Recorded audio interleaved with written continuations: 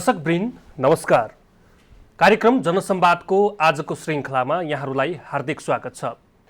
जनसंवादको आजको श्रृङ्खलामा पछिल्लो समय नेपालमा भएको वन क्षेत्रमा सामुदायिक वनलाई वैज्ञानिक वन व्यवस्थापन गर्दाखेरि देखिएका उत्पन्न भएका चुनौतीहरू र पछिल्लो समयको सरकारले वैज्ञानिक वन व्यवस्थापन खारेज गरिसकेपछिका स्थितिहरू, समुदाय स्तरलाई कसरी वनसँग आबद्ध गराएर कसरी उहाँहरूलाई उद्यमशील बनाउन सकिन्छ, कसरी वनलाई संरक्षण गर्न सकिन्छ भनेर बेला बखत उठेका कतिपय प्रसङ्गहरू छन्।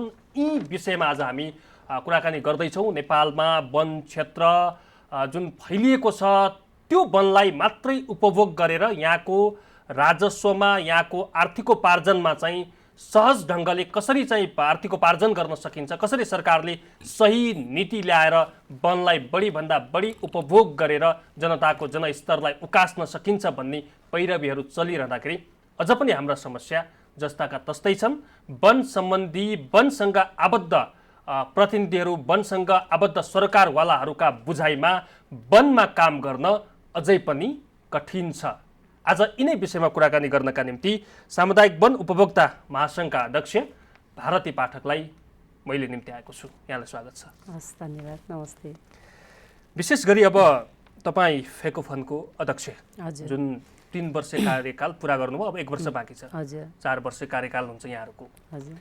कस्तो रह्यो यो कार्यकाल? 3 वर्षसम्म आउँदाखेरि चाहिँ तपाईँले गर्नुभएका कामहरू, उपलब्धिहरू, चुनौतीहरू कतिको सामना गर्नु पर्यो? यतैबाट जाउँ। धन्यवाद छ। मैले महाधिवेशन सकेर पनि यहीँ बसेर केही मेरो कमिटमेन्टहरू थियो।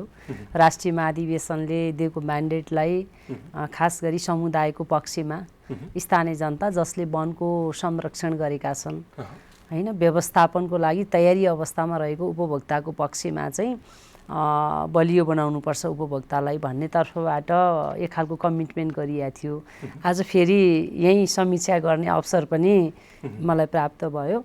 खास गरी हामीले 6औं राष्ट्रिय महाधिवेशनमा घनीभूत रूपमा छलफल गरेका थियौँ, किनकि सामुदायिक वनको मात्रै होइन, हामी देशभरिको सामुदायिक वनको प्रतिनिधिमूलक छाता सङ्गठन भए पनि वन क्षेत्रको र प्राकृतिक स्रोतको हिसाबले एउटा नागरिक सङ्गठनले लिनुपर्ने चासो, सरकारलाई घचघच्याउनु पर्ने जुन कुरा चाहिँ नागरिकको अधिकार हो नि त, प्राकृतिक स्रोतको उपयोग गर्ने भन्ने कुरा चाहिँ त्यसको विषयमा सरकार कतै गलत बाटोमा जान थाल्यो भने त्यसलाई खबरदारी गर्ने हाम्रो जिम्मेवारी हो। त्यसैले गर्दा हामीले 6औं राष्ट्रिय महाधिवेशनमा यिनै कुराहरूको छलफल गरेर एउटा म्यान्डेट थियो र हामीले 2075 साल असोजको 15 देखि 17 सम्म राष्ट्रिय महाधिवेशन गरेका थियौँ। आज हामी 18-19 गते बस्दैछौँ छलफलमा। एउटा त खास गरी समुदायको पक्षमा निरन्तर रूपमा महासङ्घले गर्ने पैरवी, जुन कुरा अब 3 तहको सरकार, हाम्रो 6औं महाधिवेशन हुनुभन्दा अगाडि त हामी एउटा सरकारसँग काम गरिराखेका थियौँ। वनको मुद्दा सङ्घीय सरकारसँग कुरा गर्थ्यौँ। संविधान त पुनर्संरचना भयो, 3 तहको सरकार भयो, 761 वटा सरकारसँग काम गर्नुपर्ने। अहिलेको अवस्था हेरौँ न, यसले नै एउटा रिफ्लेक्सन के गराउँछ भने 761 वटा एउटा सरकारसँग संवाद गर्थ्यौँ, छलफल गर्थ्यौँ, हैन, जनताको पक्षमा कुरा गर्थ्यौँ। कतिपय कुरा राम्रो कुरा आउँथ्यो, कतिपय कुरा अप्ठ्यारो आउँथ्यो। उहाँहरूसँग लड्न पनि पर्थ्यो, भिड्न पनि पर्थ्यो, संवाद गरेर एकै ठाउँमा पनि बस्नु पर्थ्यो। अब अहिले 761 वटा सरकार, 753 वटा स्थानीय सरकार, 7 वटा प्रदेश सरकार र सङ्घीय सरकारसँग बसेर कोअर्डिनेसन गरेर काम गर्नुपर्ने अवस्थालाई यसो हेर्दाखेरि यो ठुलो एकदम सुनौलो अपर्च्युनिटी, एउटा अवसरको रूपमा हामीले लिएको हो। 6औं महाधिवेशनमा हामीले त्यसै गरी हाम्रो महासङ्घको पुनर्संरचना पनि गऱ्यौँ। अब अहिले गरेको काम यसो हेर्दा आफूले एउटा फुल आत्मसन्तुष्टि, होइन, लिने अवस्था एउटा हदसम्म प्राप्त हुन्थ्यो होला। अब यो कोरोनाको कारण झन् 1-1.5 वर्ष त हामी कोरोनाले नै विश्व नै थलियो, त्यसमा अब हामी चाहिँ टाढा रहने कुरै भएन। केही समस्याहरू भयो जुन चाहिँ ओभरअल वन क्षेत्रको अवस्थालाई विश्लेषण गर्ने, त्यहाँभित्र सुधार गर्नुपर्ने कुरामा हामीले अभियानहरू सञ्चालन गर्नुपर्ने, गाउँ गाउँमा जानुपर्ने, सामुदायिक वनको साधारण सभा, भेला, बैठक गर्ने एउटा नियमित प्रक्रिया हुन्छ, त्यो कुरामा अलिकति समस्या भयो। तर नीतिगत रूपमा के उपलब्धिहरू प्राप्त गरेका छौँ हामीले। कोरोना भाइरस महामारीको बिचमा पनि देशभरिको जनतालाई होइन यो प्रविधि प्रयोग गरेर उहाँहरूलाई सुसूचित गराउने कुरा कानुन बन्दैछ। होइन, स्थानीय सरकारले वन ऐन बनाउने कुरा, प्रदेश सरकारले बनाउने, सङ्घीय सरकारले बनाउने, यो तिनै तहको सरकारसँग चाहिँ एक खालको संवाद गरेर कानुन निर्माण गर्ने प्रक्रियामा हामीले एकदमै महत्त्वपूर्ण भूमिका अहिले पनि खेलिराखेका छौँ। केही हदसम्म उपलब्धिहरू प्राप्त भएको छ। यही बिचमा हामीले वन ऐन 2076 बनायौँ। वन ऐन 2076मा केही कुराहरू कमजोरी थियो, त्यसलाई सुधार्नको लागि हामीले धेरै प्रयत्न गऱ्यौँ। वन नीति आयो, त्यसै गरी हामीले चाहिँ क्लाइमेट चेन्जका नीतिहरू आए। सामुदायिक वनलाई परेको समस्याहरू थियो। सामुदायिक वनलाई जुन चाहिँ सङ्घीय सरकारले 15% चाहिँ साल र खयरमा कर लगाएर 3 तहको सरकारको 13 करको समस्या थियो। सङ्घीय सरकारले 15% चाहिँ यो सामुदायिक वनमाथि अन्याय भयो भनेर तत्कालीन सरकारले हटायो, होइन। त्यसै गरी चाहिँ सामुदायिक वनले उद्यम खोल्न चाहँदाखेरि समस्याहरू क्रिएट गरेको थियो।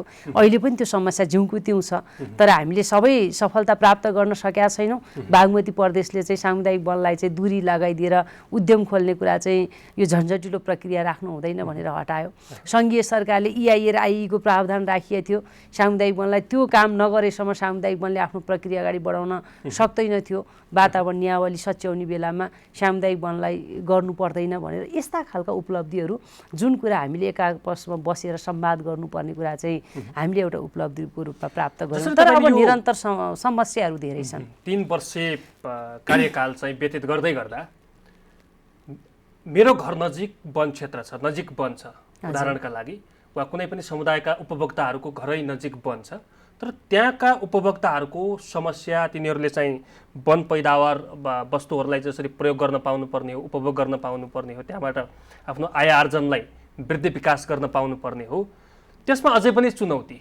दाउरा काट्ने, दाउरा बाल्ने, पोल्ने, खाना पकाउने बाहेक त्यहाँबाट कुनै पनि प्रगति हुन सकेन। हामीले वन क्षेत्रलाई भरपुर उपभोग गर्न सकेनौँ भनेर बेला बखत उहाँहरूको चिन्ता आउँछ। यो एउटा प्रश्न पनि खडा हुन्छ, वनलाई उपभोग गर्न नसके हो नेपालले खास? स्वाभाविक, अब गाउँमा उपभोक्ताहरूले प्रश्न गर्नु स्वाभाविक पनि हो, गर्नु भएको छ। हामी जाँदा विभिन्न सेक्टरको छलफलमा जाँदाखेरि यो कुराहरू हुन्छ। हामीले पनि यसो हेर्दाखेरि आजभन्दा 30 वर्ष अगाडि कस्तो थियो नेपालको वन भनौँ क्षेत्र भूभागहरू, समुदायलाई विश्वास गरेर वन हस्तान्तरण गरेकै हो नि सरकारले। अब राज्य एक्लैले सक्दैन, जनतालाई जिम्मेवार बनाउनुपर्छ भनेर वन चाहिँ समुदायलाई हस्तान्तरण गरियो र वन ऐन 2049ले यति दूरगामी चाहिँ व्यवस्था राखियो कि जनताले संरक्षण गरेको वनबाट उनीहरूले उपभोग गर्न पाउनुपर्छ भनेर ऐनमा व्यवस्था गरियो। तर अब यो विविध कारणले गर्दाखेरि जनताले सहज रूपमा वन पैदावार उपभोग गर्न पाएको छैन। अहिले पनि परनिर्भर छ। हेर्नुहोस्, आफ्नो घर नजिक आफूले मानिसहरूको हालिमुहाली छ नि, यो भित्र पनि यो विकृतिहरू पनि त छन्। मैले त्यही जोड्न लागेको छु। किन भन्दा एउटा समुदायले, एउटा व्यक्तिले, एउटा परिवारले जोगाएको वन उसले के का लागि जोगाउँछ भन्दा उसले त्यो दाउरा बाल्नको लागि मात्रै होइन नि, होइन, जङ्गलभित्रबाट प्राप्त गर्ने स्रोतलाई उसको परिवारले उपभोग गर्न पाओस् भन्ने उसले त्यो खालको उद्देश्य राखेर न त्यो वनलाई जोगाएको हुन्छ। तर अब अघि त हजुरले भन्नुभयो जस्तो दाउरा निकाल्न पनि समस्या छ। अहिले यति समस्याहरू क्रिएट गरिदिएको छ कि अब एउटा उपभोक्ताको घर चाहिँ अब एउटा बलो खामो राख्न नपाएर घर भत्किराखेका हुन्छ, एउटा सुत्केरी महिला भुइँमा सुत्नु पर्या हुन्छ, उसको खाट हुँदैन। अब काठहरू बाहिर व्यापक रूपमा काठहरू गएको देखिन्छ, फेरि विदेशबाट काठ त्यत्तिकै आएको देखिन्छ। भनेपछि अब यो किन हो भन्दा फेरि प्रश्न त गर्नु होला, तपाईँ महासङ्घले के हेर्नुभयो भनेर प्रश्न गर्ने अधिकार तपाईँहरूलाई छ। तर सरकारले के गर्यो भने खास गरी बनेका कानुनहरू छन् नि, जनमुखी कानुन छ, उपभोक्ता मैत्री कानुन छ, त्यो कानुनलाई एकातिर कुनामा राखेर उहाँहरूको परिपत्रले काम गर्ने त्यो व्यथिति सुरुवात गरिदिनु भयो। मन लाग्यो सचिव स्तरको निर्णय, मन लाग्यो निर्देशिका, कानुनलाई काट्ने गरी उहाँहरू निर्देशिका बनाइदिनुहुन्छ कि अब त्यो सामुदायिक वनमा जनताले संरक्षण गरेको वनबाट त्यहाँको उपभोक्तालाई 10 वटा रुख चाहियो भने 2टा रुख काट्ने अनुमति दिनुहुन्छ। 2टा रुख धोत्रो भयो, त्यसले कुनै खाबो बलो केही काम लागेन, हलोको लागि पनि प्रयोग भएन।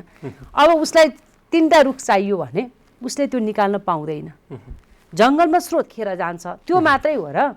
जङ्गलमा 60 वटा रुख ढलेर 3 वर्ष भइसक्यो जङ्गलमा रुख ढलेर कुहिएको, त्यहाँका उपभोक्ताहरू मुख दर्शक हो, उसले त्यो छुन पाउँदैन। यदि उसले त्यो छोएर बेच्ने प्रयत्न मात्रै गर्यो भने पनि जेल जानुपर्छ। मान्छे मार्दा जेल मान्छे छुटिराखेको छ। आफूले बचाएको, आफूले हुर्काएको जङ्गललाई काठहरूलाई पनि प्रयोग गर्न पाउँदैन उसले। घाटगतिको सडे गरेकै कुरा छोडिदिउँ न, हुरी बतास आयो, ठुलो चाहिँ बर्खामा खोलाले चाहिँ अब त्यो ढलेका रुखहरू बगाउने भए, आफ्नो जङ्गलको नजिक आँगनमा रुख ढल्या छ, त्यो ढलेको रुख चाहिँ मान्छे किच्यो भने पनि सोध्न जानुपर्छ त्यसलाई निकाल्ने भन्दा पनि, किन भन्दा उसले छुन पाएन। मैले भनेको तर्क के हो भने उपभोक्ताहरू समुदाय अधिकार सम्पन्न राज्यले बनाउन सकेन, कानुनले अधिकार सम्पन्न छ, सामुदायिक वन स्वायत्त छ, अविच्छिन्न उत्तराधिकारवाला स्वशासी सङ्गठन हो, यति राम्रो कानुनले व्यवस्था गरेको छ कि त्यो कानुनलाई लत्याएर चाहिँ परिपत्र र निर्देशिकाहरू यस्तो भनिदिएको छ जसले उसलाई उपभोगबाट वञ्चित गरिदिएको छ। आन्तरिक उपभोग गर्ने कुरा, बाँकी रहेको बाहिर बिक्री वितरण गर्ने कुरा, त्यसपछि उहाँले राज्यले राजस्व लिने कुरा। पहिलो कुरा त ऊ त्यो जसले संरक्षण गरेको घर परिवार घर बनाउनबाट वञ्चित हुन्छ भने यो स्रोतको के महत्त्व भयो। त्यसले गर्दा यो केले भएको छ भने हामी निरन्तर पैरवी गरेका छौँ। जनतालाई वन जोगाऊ भनेर तिमीहरूले देऊ भने त्यसबाट उपभोग गर्ने अधिकार पनि तिमीबाट किन वञ्चित गरिन्छ? जब उसले आफ्नो घर बनाउन पाउँछ, उसले छाउन पाउँछ, उसको परिवार चाहिँ त्यो स्रोतबाट उसले चाहिँ आफूलाई चाहिँ फाइदा भएको महसुस गर्छ भने त राज्यले त्यसलाई गर्व गर्नु पर्यो नि। तर त्यसो छैन। यहाँ भएको काठ टिपेर कहाँ पुग्छ थाहा हुँदैन, तर उसले उपभोग गर्न पाइराखेका हुँदैन। यो समस्या अहिले झन् जटिल भइराखेको छ। अहिले हामीले नियावली बन्दै गरेको, यहाँले सवालमा पनि अहिले कुरा गर्नु होला, वन नियावली बन्दैछ। वन ऐन एकातिर बन्या छ, वन नियावलीमा सामुदायिक वनको वन स्रोत चाहिँ 25% वन पैदावार चाहिँ निकालेको 25% चाहिँ आपूर्ति समितिलाई दिने भनेको छ। उसको दाउरा पनि 40% आपूर्ति समितिलाई दिनु पर्यो भनेको छ हैन। उसले उपभोग गर्ने, जनताले प्रयोग गर्ने, त्यहाँ उद्यम खोल्ने भन्ने कुरालाई त्यस्तो प्रायोरिटी नै छैन।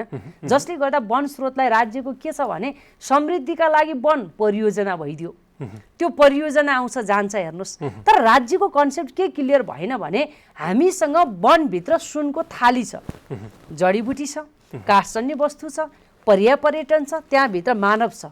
यो सबै कुराको ब्यालेन्स मिलाएर त्यो स्रोतलाई म्याक्सिमम प्रशोधन गरेर चाहिँ आज 5 जना होइन कि 50,000लाई रोजगारी चाहिँ सिर्जना गर्न सक्छौँ भन्ने भिजनै सरकारसँग छैन। हामीले बनाएको भिजनले राज्यले चाहिँ कन्ट्रोल गरिदिन्छ भनेपछि कसरी समृद्ध नेपाल, सुखी नेपालीलाई वनले कन्ट्रिब्युसन गर्न सक्छ? यस अघिको सरकारका पालामा वैज्ञानिक वन व्यवस्थापनलाई चाहिँ हटाइया छ।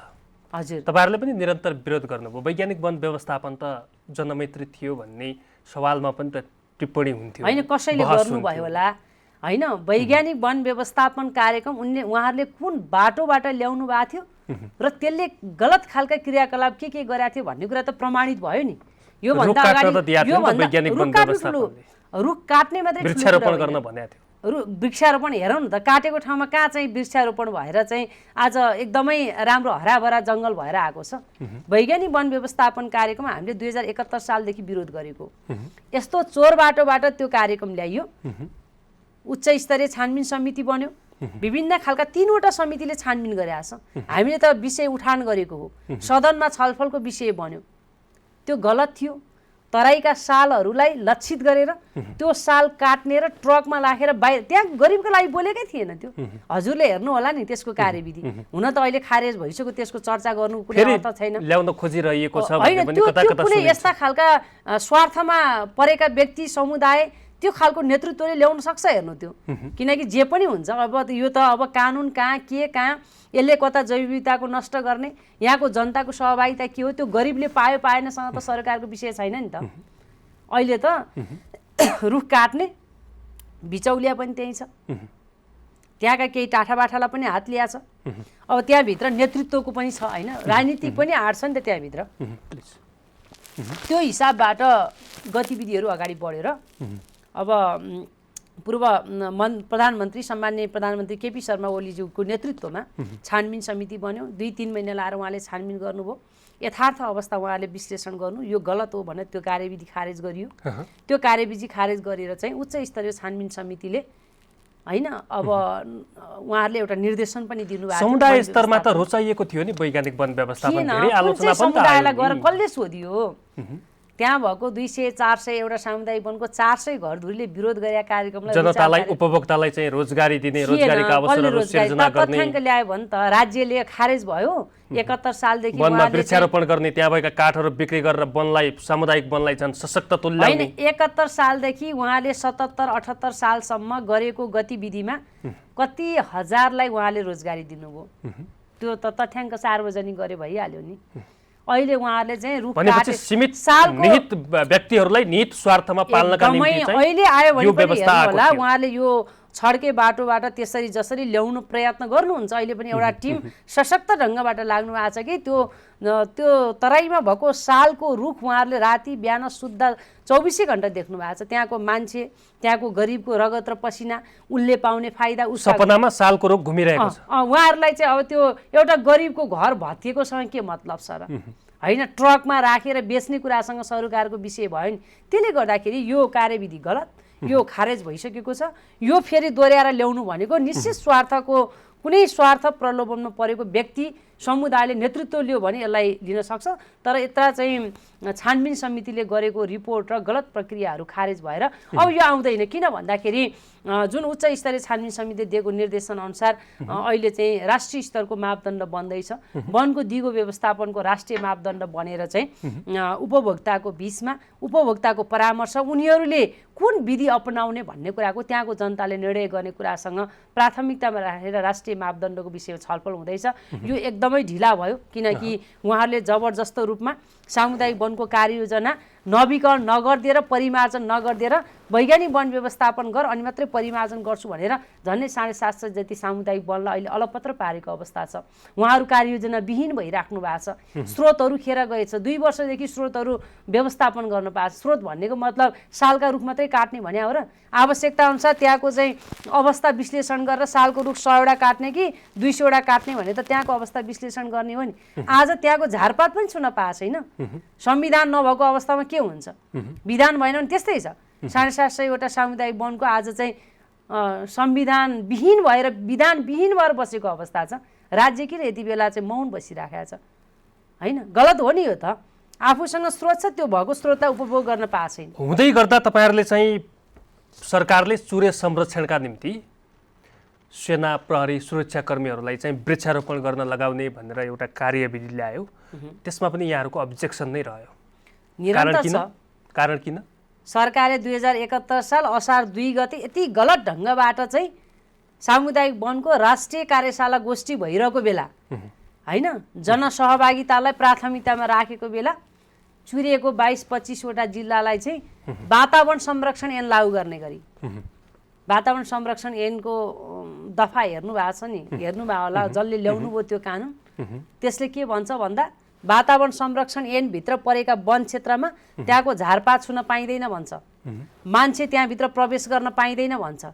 चुरिएका 50 लाख मान्छेलाई कहाँ राख्ने कन्सेप्टबाट उहाँले वातावरण संरक्षण ऐन अन्तर्गत राखेर चुरे संरक्षण गर्ने भनेर कन्सेप्ट ल्याउनु भयो।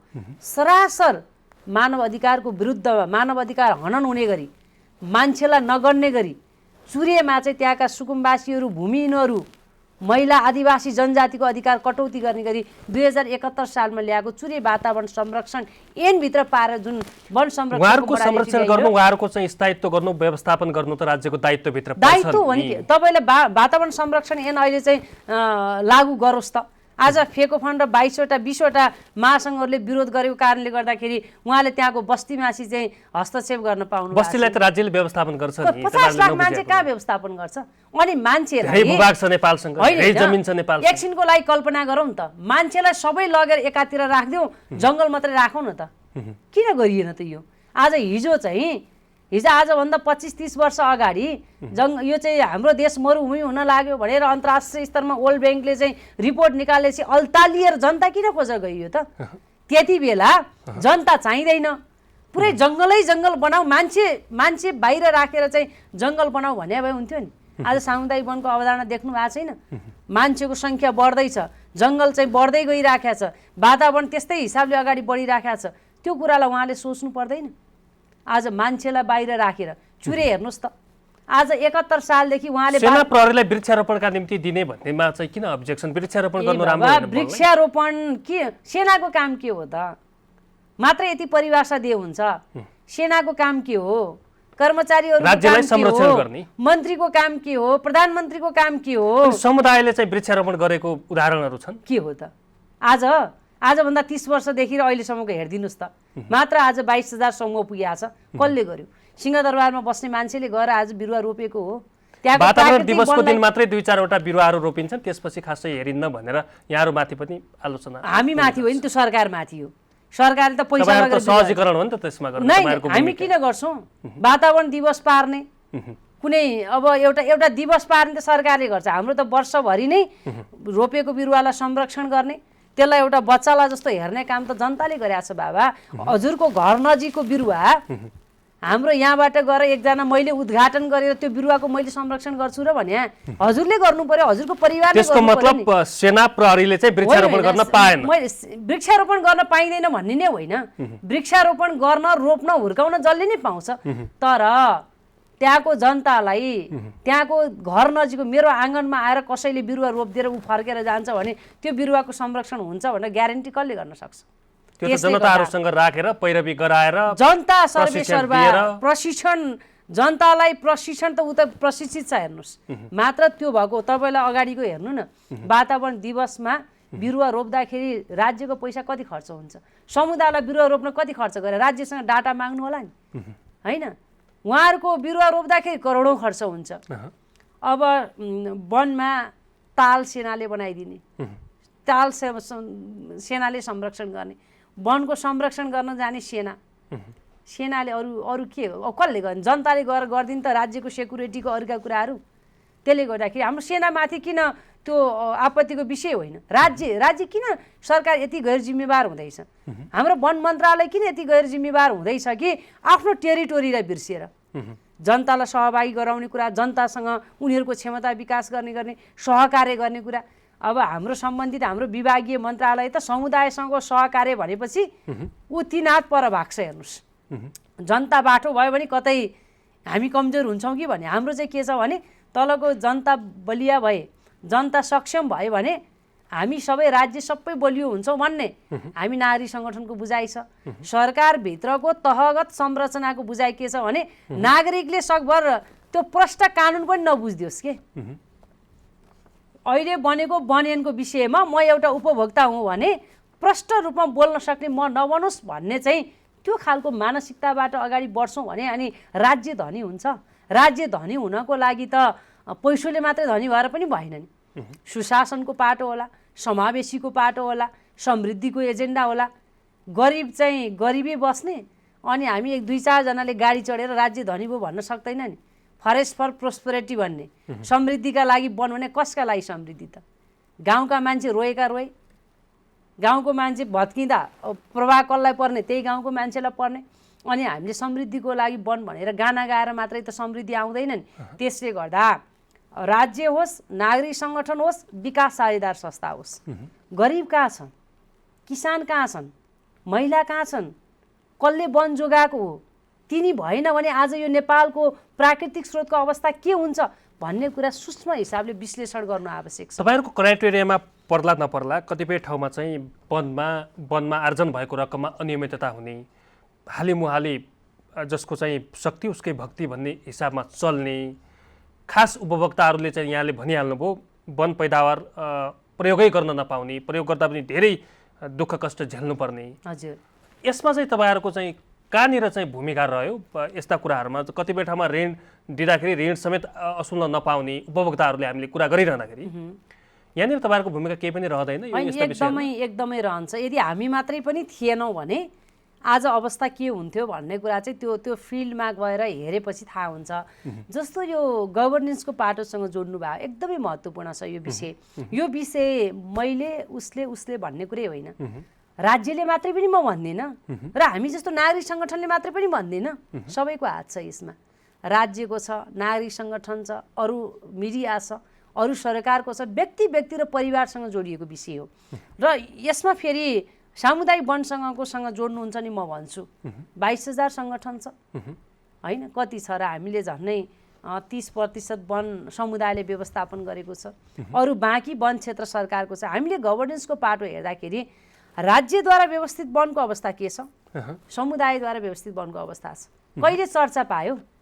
त्यो 30-35% समुदायले व्यवस्थापन गरेको वनको अवस्था बाहेक बाहिर रहेको वनको अवस्थाबाट त्यहाँको स्रोत कसरी व्यवस्थापन भइराखेको छ, त्यहाँका पैसा कहाँ जान्छन्, राज्यलाई फाइदा के हो, त्यो स्रोतबाट जनतालाई फाइदा हुनुपर्ने कि नपर्ने, यसको विषय उठान भएन। गभर्नेन्सको पाटो, सुशासनको पाटो, वन क्षेत्रमा देखिएका चाहिँ गलत क्रियाकलापहरू छ नि, यसको विषयमा गम्भीर निकुञ्ज बनाइया छ, आरक्ष बनाइया छ, पर्यटकहरूलाई भित्राइया छ, त्यहाँबाट राजस्व सङ्कलन गरिया छ, राज्यकै ढुकुटीमा त गइरहेछ नि। राज्यको ढुकुटीमा गएको छ, संरक्षण क्षेत्रको कुरा ल्याउनु भयो नि, राज्य यति गैर जिम्मेवार छ हेर्नुहोस्, सरकार होला कसले लिएर आयो थाहा छैन। त्यहाँभित्र अहिले 45% भन्दा बेसी चाहिँ संरक्षित वनहरू नेपालमा भइसक्यो। अन्तर्राष्ट्रिय स्तरको अभ्यासलाई हेर्ने हो भने 17-18% भन्दा कुनै देशमा देख्न पाइँदैन। तर हाम्रो देशमा संरक्षित वनहरू, मध्यवर्ती क्षेत्र, आरक्ष विस्तार, ताल, राष्ट्रिय निकुञ्ज, चुरे वातावरण संरक्षण क्षेत्र, यो सबै कुराले उहाँहरू टन्न भइसक्नुभयो, सबै विस्तार गर्नुभयो। अघि भन्नुभयो नि रोयल्टीको कुरा, कहाँ गयो, निकुञ्जमा कति आउँछ, कति हो राज्यलाई फाइदा, खोइ सार्वजनिक गरेको, संरक्षण क्षेत्र घोषणा गरेको ठाउँमा कति हो, होइन, तालमा कति आम्दानी भयो, कहाँ गयो त्यो पैसा, सार्वजनिक छैन। अहिले फेरि सरकार वन संरक्षण क्षेत्रको नाममा, तपाईँ इक्जाम्पल दिन्छु नि मैले, तपाईँको चाहिँ महाभारत उतातिर डोटीमा एउटा सामुदायिक वनमा जङ्गल बनायो, राम्रो हराभरा भयो, अनि उहाँले वन संरक्षण गरेपछि टाटेबाट देखिएपछि अब यसलाई संरक्षण क्षेत्र घोषणा गरिदिनु पर्यो। हेर्नुहोस् त कस्तो दिमाग छ, जङ्गलमा सामुदायिक वनमा टाटेबाघ देखियो, मृग देखिनै हुँदैन। यो भनेको समुदाय स्तरबाट चाहिँ वनलाई खोसेर आफ्नो नियन्त्रणमा राख्ने र अहिलेको मोडालिटी हेर्नुहोस् न, संविधानमा के भनेको छ भने राष्ट्रिय निकुञ्ज संरक्षण क्षेत्र, यी सबै कुरा सङ्घीय सरकारको मातहतमा भनेको छ। अब यो सामुदायिक वन, यो राष्ट्रिय वन त प्रदेश सरकारको मातहत र स्थानीयले गर्ने भनेको छ नि। त्यो अलिकति अनुभव सुनाउनुहोस् न, जस्तो प्रदेश सरकार बनिएको छ, स्थानीय तह बनिएको छ, हजुर कतिको सहज भएको छ अहिले उपभोक्ताहरूलाई, सामुदायिक वनका उपभोक्ताहरूलाई तपाईँहरूले काम गर्न के फिल गर्नु भएको छ? अहिले खालि नियम मात्रै बनाउनमै बित्यो यो 3 साल। एकदमै यति धेरै फिलिङ्स छ हामीलाई, उपभोक्तालाई। वास्तवमा सङ्घीयताको पक्षमा वकालत गर्ने नागरिक सङ्गठन मध्ये हामी एकदमै अग्रपङ्क्तिमा रहेर सङ्घीयता कार्यान्वयनको पक्षमा हामीले बोले हो। 62-63 को जनआन्दोलन, त्यसपछि संविधान निर्माणको आवधिक निर्वाचनमा हामीले बोल्यो, हाम्रो मोडालिटी पनि गाउँ तहसम्मको संरचना बनायौँ। अहिले हेर्दाखेरि राज्य पुनर्संरचना भयो, वन क्षेत्रको पुनर्संरचना भएन। हजुरहरूले देख्नुभयो होला नि, वनकोमा हरेकचोटि बहस गर्नु होला, केन्द्रीकृत मानसिकताबाट गाइडेड हुनुभएको छ। उहाँहरू चाहिँ सबै कन्ट्रोल केन्द्रबाट गर्न चाहनुहुन्छ। प्रदेश सरकारलाई राष्ट्रिय वन भनिएको छ, प्रदेश सरकारलाई पेन्डुलम बनाइराखेको छ, सबै कुरा माथिबाट कन्ट्रोल गर्ने। स्थानीय सरकारलाई त अझ छ, साझा सूची र एकल अधिकारभित्र स्थानीय सरकारको आफ्नै अधिकार छ। वन्यजन्तु स्थानीय सरकारको एकल अधिकारभित्र पर्छ, वन साझा सूचीभित्र पर्छ। स्थानीय सरकारलाई अहिलेको पुनर्संरचनाको मोडालिटीमा सङ्घ सिधै प्रदेश हुँदै गाउँ छिर्ने त्यो खालको रणनीतिबाट सङ्घीय सरकार अगाडि बढाएको छ। यसले के देखाउँछ भने यसको मर्का कसलाई छ भने सामुदायिक वनलाई छ। कहाँ जाने सामुदायिक वन, स्थानीयमा जाने कि प्रदेशमा जाने कि सङ्घमा जाने, यो कन्फ्लिक्ट चलिरहेछ। त्यति सहज छैन। हेर्नुहोस् अहिले यो सङ्घीयताको अभ्यास भएपछि 3 तहको बिचको समन्वय नहुँदा, सहकार्य नहुँदा, संविधानले भनेको छ नि समन्वय, सहकार्य र सहअस्तित्वको कुरा गरेको छ, यो 3टै कुरा छैन वन क्षेत्रमा। न समन्वय हुन्छ हार्दिताका साथ, न सहकार्यलाई खुल्ला दिल गर्न सक्छ, न कसैको सहअस्तित्व स्वीकार्छ। उहाँहरू 3 तहको सरकारको अस्तित्व त स्वीकार्न तयार हुनुहुन्न भने समुदायको अस्तित्व स्वीकार्ने त अझ पछाडिको कुरा। हेर्नुहोस् यो खालको चाहिँ उहाँहरूको बिचको जुन आफ्नै अधिकारको लडाइँको बिचमा पर्दाखेरि वन क्षेत्रमा काम गर्न गाह्रो छ। मलाई लाग्छ सामुदायिक वन मात्रै होइन, अरू मोडालिटीमा पनि यसको समस्याहरू सिर्जना भएको छ, जसले गर्दाखेरि अहिले सङ्घीय सरकारले के गर्दैछ भने संरक्षित वनहरू घोषणा गरेर त्यसलाई सबै आफूले माथि कन्ट्रोल लिने, अनि तलका प्राविधिक साथीहरूलाई सङ्घमा ल्याएर राख्ने, अनि सबै कुरा माथिबाट चाहिँ आफ्नो कन्ट्रोलमा गर्ने, सङ्घीयता नाम मात्रैको सङ्घीयता। त्यो हिसाबबाट अगाडि बढ्दाखेरि यसले वन क्षेत्रमा काम गर्नेहरूले सङ्घीयताको महसुस कहिले गर्न पाउँदैन। स्रोत माथि कन्ट्रोल गरेर अनि सङ्घीयता हुन्छ कहिले, त्यसको अभ्यास भयो भन्न सकिन्छ। सबै क्षेत्र जानुपर्ने, सबै क्षेत्र जस्तो जनतासँग प्रत्यक्ष जोड्ने भने त तपाईहरुको भनाइ के रह्यो त? राज्यले चाहिँ वन क्षेत्रलाई संरक्षण गर्नु, नियन्त्रणमा लिनु उसको दायित्व होला, तर क्राइटेरिया त छुट्याइदिया होला नि। नियन्त्रण भन्ने त हुँदै हुँदैन नि, कसले कसलाई नियन्त्रण गर्ने? वन ऐनले स्वायत्त अधिकार उपभोक्तालाई दिएको छैन, उसले ट्रस्ट गर्नु पर्यो नि। जनतालाई हिजो नाङ्गो डाँडा हुँदा चाहिँ उसलाई विश्वास गर्ने, अब स्रोत बढ्यो, पानीका मुहान बढ्यो, जैव विविधता बढ्यो, वनका स्रोतहरू बढे, राज्यले निगरानी गर्न भएन भनाइ हो यहाँ। अनुगमन गर्ने, त्यहाँ फ्यासिलिटेसन गर्ने, सहजीकरण गरेर ल्याउने भन्ने कुरा त्यो फरक कुरा हो। रोलै त्यही हो राज्यको, नागरिकलाई बलियो बनाउने हो कि सुशासनको पाटोमा बलियो बनाउने। यहाँको भनाइ भनेको सर्वाधिकार चाहिँ स्थानीय तहलाई होस् वा प्रदेशलाई दिन पर्यो राज्यले भन्ने हो। सर्वाधिकार एकदम अधिकार सम्पन्न सबै हिसाबले कन्ट्रोल त राख्न सक्छ नि, केन्द्रीकृत राज्य प्रणालीमा भन्ने कुरा कसैको पनि हुँदैन। हाम्रो बुझाइमा सामुदायिक वन छ, सामुदायिक वनको पनि समितिले भोलि कन्ट्रोल सर्वाधिकार प्रदेशलाई बनाइदियो, भोलि त्यहाँ कुनै किसिमको अप्ठ्यारा स्थितिहरू सिर्जना भयो भने होइन। जस्तो तपाईलाई न्यायिक निकायहरू त छ नि, न्यायिक निकायलाई हामीले इग्नोर गर्न सक्दैनौँ। एउटा प्रक्रियाबाट जाने कुरा हुन्छ। स्रोतको यहाँ वरिपरि भएको वन स्रोत छ, मैले जोगाएँ, यहाँको मैले जोगाएँ, यो जोगाइसकेपछि चाहिँ यो तिम्रो होइन मेरो कन्ट्रोल भन्न कसैले मिल्छ? मिल्दैन नि त्यो त। यो प्राकृतिक स्रोतको मालिक त त्यहाँको जनता हुन् नि, त्यो वनमा आश्रित रहेको समुदाय जसको दैनिकी वनसँग जोडिएको छ, त्यसको मालिक उही हो। स्थानीय सरकार पनि होइन, प्रदेश सरकार पनि होइन, सङ्घीय सरकार पनि होइन। त्यहाँको जनताले त्यहाँको आवश्यकता अनुसार निर्णय गर्ने अधिकार उसलाई छ भनेपछि त्यसलाई दोहन गर्ने कि त्यसलाई संरक्षण गर्ने भन्ने कुरा त त्यो निर्णय गर्ने अधिकार त उसलाई छ नि। त्यो थिएन भने यदि सरकारले समुदायलाई हस्तान्तरण गरेको त अलिअलि बाँकी भयो नि, काटेर खाएर सिद्ध्याएर आ त नाङ्गो डाँडा बनाउनु पर्थ्यो नि, बनाएन नि त। यो रुख मलाई चाहिन्छ, यो जङ्गललाई मैले अलि राम्रो बनाएँ भने मेरो परिवार सुखी रहन्छ भन्ने त्यति चेतना त जनतामा छ नि। त्यतिको माया त बाहिरको मान्छेमा हुँदैन। जस्तो मेरो घर हेटौडा हो, त्यहाँको जङ्गल, त्यहाँको वस्तु, त्यहाँको चिज संरक्षण गर्ने जति माया मलाई हुन्छ हजुर डोटीको मान्छेलाई हुन्छ र? डोटीको चाहिँ संरक्षण मलाई माया हुन्छ र? यहाँबाट नेपालबाटै बाहिर गएपछि नेपालको माया हुन्छ, गएर फर्केपछि स्थानीय स्रोतको माया त्यहाँको जनतालाई हुन्छ। तर त्योबाट वञ्चित गरिन्छ। हेर्नुहोस्, स्रोत बढ्दै गयो, स्रोत बढ्दै गएपछि यो कसको भन्दा राज्यको, अनि बिग्रियो, हैसियत बिग्रियो, काम नलाग्ने भयो, यो कसको? जनताको।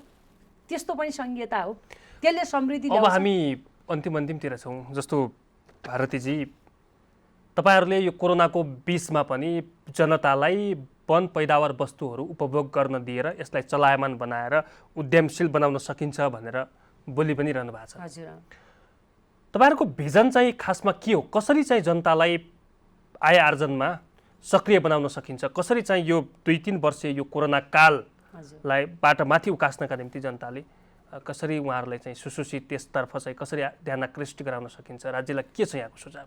जनता त अहिले पनि सुसूचित छन् होइन, उनीहरू काम गर्न चाहन्छन्। अहिले झन् यो कोरोनाले के सिकायो भने सबै मान्छे बाहिरबाट यहाँ छ, सबै प्रेसर यो कोभिड 1.5 वर्षको बिचमा त वनमा प्रेसर छ। युवाहरू फर्केर आउनु भएको छ, अरू उमेर समूहका समुदायहरू फर्केर आउनु भएको छ। मात्रै एउटा सम्भावना के हो भने खास गरिकन कोभिडले धेरैलाई सिकाएको छ, राज्यलाई पनि सिकाएको छ, जनतालाई पनि सिकाएको छ।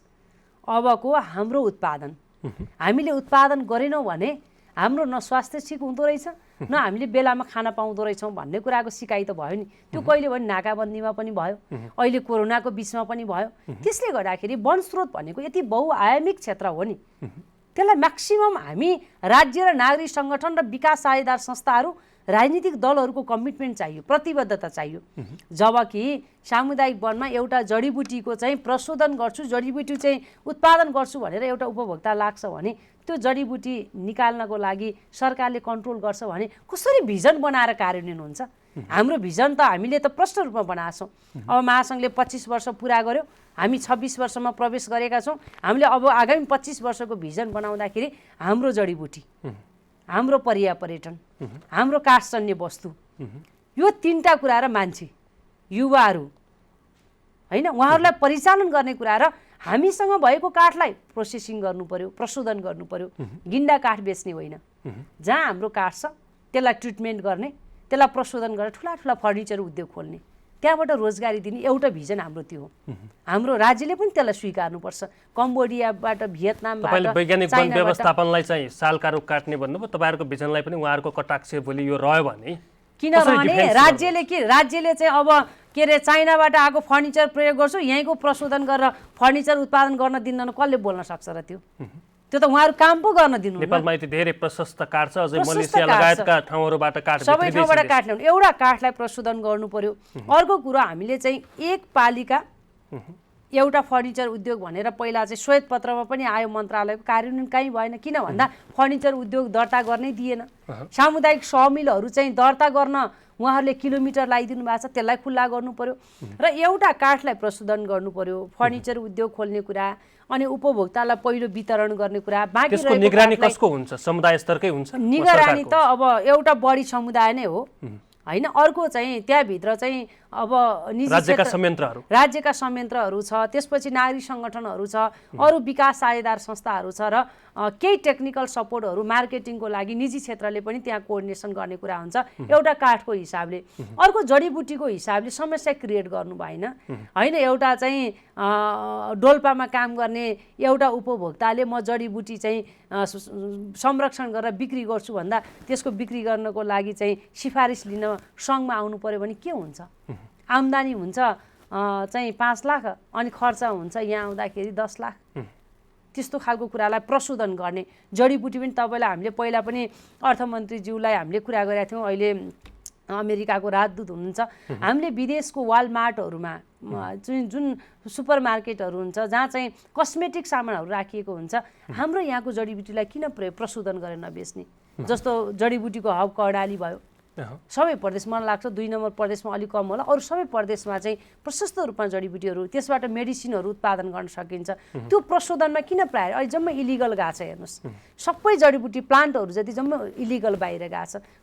कसरी समुदाय धनी हुन्छ, कसरी राज्य धनी हुन्छ? हामीले थोरै रकममा चाहिँ यहाँबाट हाम्रा प्राकृतिक सम्पत्तिहरू जडीबुटी बेचेका छौँ, उताबाट एलोपैथिक चाहिँ महँगो मूल्यमा सबै र मेटेरियल्सहरू यहाँबाट पठाइदिने, कतिपय इलिगल जान्छ, गए पनि सस्तोमा जान्छ। जनता त के भयो भने अब किलोमा चाहिँ टिम्मुर बेचेर ल्याएर बेच्ने एउटा लेबरको काम गर्ने भयो कि त्यो टिम्मुरको के ट्याब्लेटमा किनेर खान पर्ने भयो, त्यसपछि सबै त्यो भयो। कति बहुमूल्य यार्सा गुम्बा छ हेर्नुहोस् त यहाँ। त्यसलाई प्रशोधन गर्नेमा त राज्यले त नागरिक सङ्गठन र समुदायसँग मिलेर प्लान बनाउनु। मलाई लाग्छ मैले फेकोफन सेन्ट्रल लेभलमा लिडरसिप गरेको 14 वर्ष भयो। 14 वर्षसम्म हामीले पटक पटक वार्षिक योजनामा चाहिँ यो प्रशोधन गर्ने, मेडिसिन हबहरू बनाउने त्यसलाई राखौँ न भनेर हामीले कुरा गऱ्यौँ। राज्यको कहिले पनि प्रायोरिटीमा पर्दैन, बजेट एलोकेट हुँदैन। यसरी जानुपर्छ र पर्यटन आन्तरिक पर्यटकलाई एक खालको सामुदायिक वनलाई चाहिँ सामुदायिक वनको लिडरसिपमा पर्यटनको वृद्धि विकास गरेर अगाडि गयो भने मलाई लाग्छ 50 लाख मान्छेलाई सामुदायिक वनले नै रोजगारी दिन सक्छ। हस्, यहाँको महत्त्वपूर्ण समयका लागि धन्यवाद। धन्यवाद यहाँलाई पनि। हस् दर्शकवृन्द, कार्यक्रम जनसंवादको आजको श्रृङ्खलामा कसरी नेपालमा रहेको वन क्षेत्रलाई यसको विकास, यसको स्तरोन्नति, यसको संरक्षण गर्न सकिन्छ, कसरी चाहिँ वन क्षेत्रमा उपभोक्ताहरूको आय आर्जनका निम्ति र उहाँहरूको विकासका निम्ति यो क्षेत्रलाई कसरी परिचालन गर्न सकिन्छ भन्ने सेरोफेरमा कुराकानी गऱ्यौँ। आजका लागि जनसंवादको समय सकिएको छ। खेम्बम बिदा हुन्छु। नमस्कार।